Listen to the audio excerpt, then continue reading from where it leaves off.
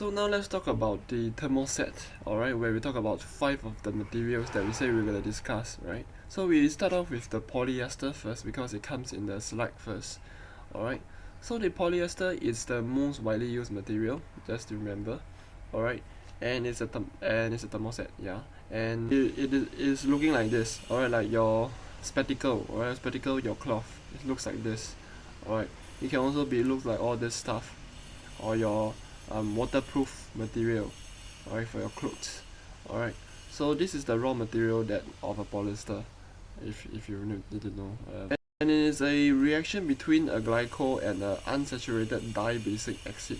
So what the hell is that? A glycol is like a gel or a water liquid based material, something like this, like a glycol, okay? With a unsaturated means that let's talk about the example first, alright? So what is unsaturated? Solution is taking a solvent. A solvent means that you can dissolve anything into it. Alright, so when you dissolve anything into it, what is the thing? The thing is the solute. So you dissolve the solute into the solvent and you call it a solution. A very simple thing is you dissolve a solvent is a water, for example, and your solute is a salt. So once you dissolve it, you have a solution like this. So what is unsaturated solution then? So unsaturated solution is when it can still dissolve more solute. You can still dissolve more things. Like if you have a water and then you keep on dissolving the salt. Alright, you can dissolve until seriously macam. Alright. So in simple words, it is like it has more room for the solute. Alright. So in other words, unsaturated solution it contains certain solvents, but it can still allow more solvents to put inside. So if you continue to put solvent, put until a certain stage where it cannot tahan anymore, alright, then it is fully saturated. So the rest of the solvent that you put, you only float on top of the solution. It will not dissolve anymore. Alright, so this is the meaning of unsaturated solution. Okay, unsaturated solution means that you can still allow more solvents to put it in. And then what is dibasic? Basic acid, alright, has 2 hydrogen ions to donate to a base in an acid-base reaction. So it's something like a 2 hydrogen ions, so to speak. I'm not going into details, but this is like H2SO4. So there is H2 means that. So I believe hydrogen is some sort of a dibasic system also, because H2O. I mean water. Yeah, water is a dibasic solution. But anyway, so at least you get the feel of it. So how does the polyester work is that, say how it's manufactured is that you mix the acid, some dibasic acid, with the glycol, with catalyst, and then you react already, and then you put it in, and then you mix. Once you mix already, and then you cure, and then you come out with the strips. Alright. And once you have these strips already, alright, they are cool and cut into tiny chips. So once you do that, then you throw inside a boiler, and then you cook until it melt. Melt already, it becomes like syrup. Alright, and then you can form whatever shape you want already. So in order to speed up the manufacturing process, you can add in an accelerator, or you can say a catalyst also, I think. Alright, or both of them to speed up the reaction process. Alright, and the reactivity, because when you mix, because they are all dibasic acids, so there will be reactions that occurs because hydrogen bonds everything. So therefore you can control it by inhibitors. So inhibit all the reactions in order to ensure the reactions are controlled in a safe manner, because some reactions may be explosive, things like that, I think. And then note that there is shrinkage when you manufacture a polyester, so you have to ensure that you have to design with regards to knowing that there is a shrinkage in terms of volume. Alright, please note that. So I repeat again, for polyester, when you manufacture something or you want a certain polyester, make sure to understand that there is shrinkage. Okay, these are all your Vin ester materials if you take a look. So now we go into Via ester, alright, which is this one. Okay, and it's still a thermoset matrix. Alright, it's similar to polyester, alright, as it says, and that it cure by radical initiated polymerization. So what is it? In order to understand what is radical polymerization, we will talk about what is called radical. Alright, radical is a unpaired valence electron. So we have to first know what is valence electrons. So valence electrons, for example, are all these outer outer layer electrons. There's the inner one, right? So standard one, the inner one is n equals to 2, right?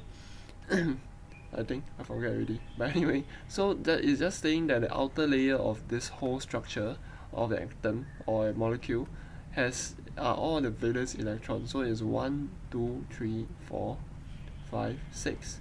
So there's 6 valence electrons for the oxygen. So these are all unpaired electrons. So the paired one means that you have a full 8 valence electrons. 8 electrons means it's fully filled, if I never remember correctly. If I never remember wrongly, sorry. So for oxygen wise, these are all unpaired electrons still. So you can still fill in another 2 electrons. So with this understanding for a valence thing, let's go to radical. Alright, where radical is just unpaired valence electron, and that's all. Okay? And the polymerization, I believe, is that you form the polymer based on using all these radical blocks. So for example, if you have oxygen over here, you have two more slots. Alright, so you take in another another materials that has two more slots, which is, in other words, if you remember, is hydrogen bond. Hydrogen is H2, I think. So you can fill in the two bonds to your oxygen, so you have H2O. Alright, so this is one way of combining. Alright, but in another way, because this is an oxygen example, if you were to take other materials which has other forms, maybe as valence electrons of 4, then you will mix with another four so-called, what's that called, radicals, or then you can create another form of materials, alright, which is somewhat you create a link between them, and then after that you mix with another one, you create a chain, and eventually you form a polymer, and this is how it's being created. Alright, so the Vin esters is created like this, using this type of polymerization. So in terms of performance and cost, take note that it's between polyester and epoxies. Okay, so these are advantages only. Alright, so you just need to memorize all this stuff lah. Okay, and for the last part, alright, you can continue to watch. Alright, it's pretty quick. I'll just speed it up a little bit. Alright, so let's start and watch this video on the versatile resin that comes from your somewhat your YouTube videos over here. Alright, so you can just click it. From fiberglass. Today we're going to show you our number 1110 vinyl ester resin that we carry on fiberglass.com. Number 1110 is a vinyl ester resin formulated for maximum corrosion resistance to most fuels, vapors, and both acidic and basic chemicals. 1110 has excellent impact strength and a high tensile elongation.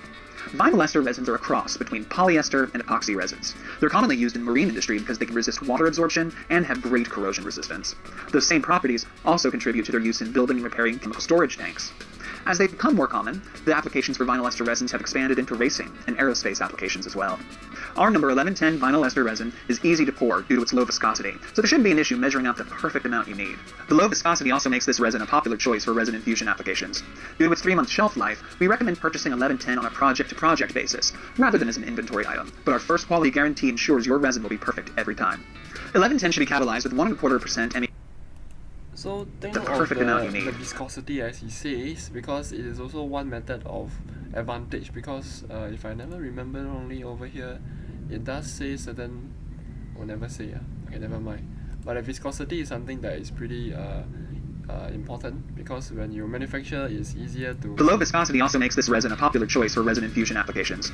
Due to its 3-month shelf life, we recommend purchasing 1110 on a project-to-project basis, rather than as an inventory item, but our first quality guarantee ensures your resin will be perfect every time.